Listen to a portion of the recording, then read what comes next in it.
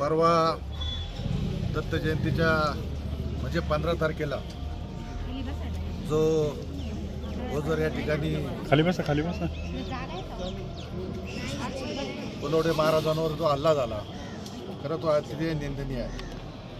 आपण सर्व धर्माला मानणारी मंडळी, धर्माचं काम करणारी मंडळी, कुठल्याही राजकीय किंवा कुठल्याही गोष्टीत आपल्या धर्माचं काम करत असताना खऱ्या अर्थानं एखाद्या व्यक्तीने मगरुरीनं तिथं जाणं, त्यांना मारणं, त्या आजींना मारणं हे खऱ्या अर्थानं कुणालाही पटलेलं नाही.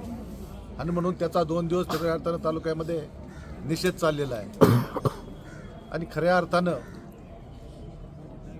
जर तिथं काही त्यांना तक्रार होती तर ही पोलीस स्टेशन त्यासाठीच उभी केलेली आहेत. त्यांनी पोलिसांना एक फोन करून सांगायला पाहिजे होता की असा प्रकार झाला आहे, तो तुम्ही थांबवा. परंतु कसं आता कायदा हातात घेऊन त्या ठिकाणी यांना मारहाण केली. कायदा हातात घेणाऱ्या माणसाला पहिलं पोलीस स्टेशननी कायदा शिकवला पाहिजे, हे खऱ्या अर्थानं महत्त्वाचं आहे. कारण ओतूर पोलीस स्टेशनवर कुणाचाही भरोसा राहिलेला नाही. सातत्यानं त्या पोलीस स्टेशनच्या बाकी 4 पोलीस स्टेशन 3 पोलीस स्टेशन आहेत तिथं तातडीनं, परंतु दिवसभर या सेवेकरांना त्या ठिकाणी बसून जर त्यांचा अपमान केला असेल तर अशा अधिकाऱ्याची पहिली या ठिकाणी हकालपट्टी ही झालीच पाहिजे.